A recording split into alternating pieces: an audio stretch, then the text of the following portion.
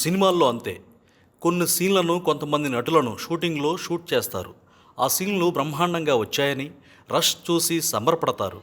ఆ సీన్లు తనకు భవిష్యత్తులో మరిన్ని అవకాశాలు తెచ్చిపెడుతుందని, తన నుంచి నటనను పిండుకోవడంలో డైరెక్టర్ చూపిన ప్రతిభ అంతా ఇంత కాదని, అయితే అంతా తాను ప్రెస్ మీట్లో చెప్పలేనని, మిగతాది వెండితెర మీద చూస్తేనే అర్థమవుతుందని నటీనటులు చెప్పుకుంటారు.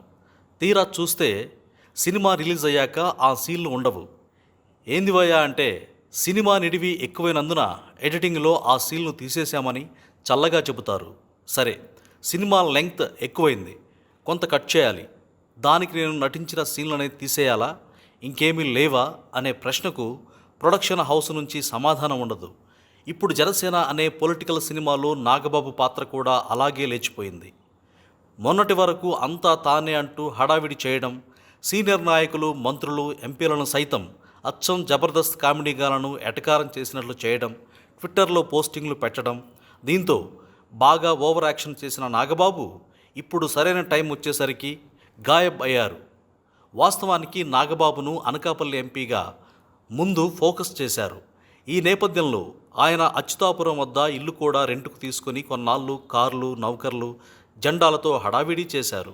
దీంతో అక్కడ ఆయన కొన్నాళ్ళు ఉండటమే కాకుండా అనకాపల్లి ఎంపీ నియోజకవర్గం పరిధిలో పర్యటనలు చేయడంతో పాటు అన్నిటికన్నా ముఖ్యంగా కార్యకర్తల మీటింగ్ పెట్టారు.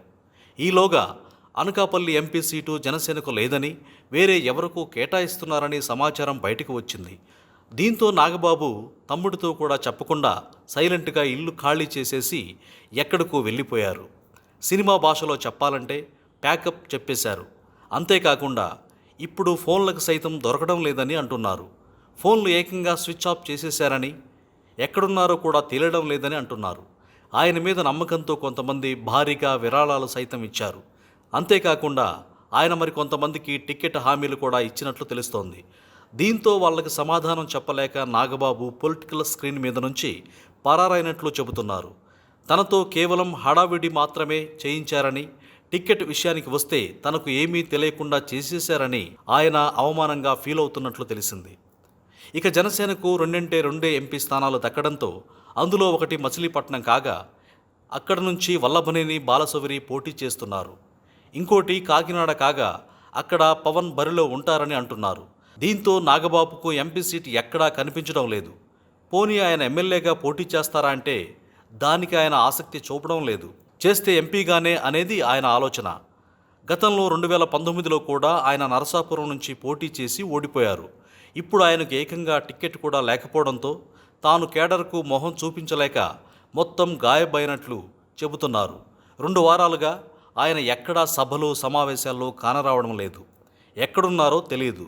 మొత్తానికి విరాళాలు దండుకొని పారిపోయారని కొందరు సెటైర్లు వేస్తున్నారు. ఏంటి సార్, కనీసం మీ అన్నయ్యకు కూడా సీటు ఇవ్వలేకపోయారని జన సైనికులే పవన్పై విరుచుకుపడుతున్నారు. Please subscribe dot news.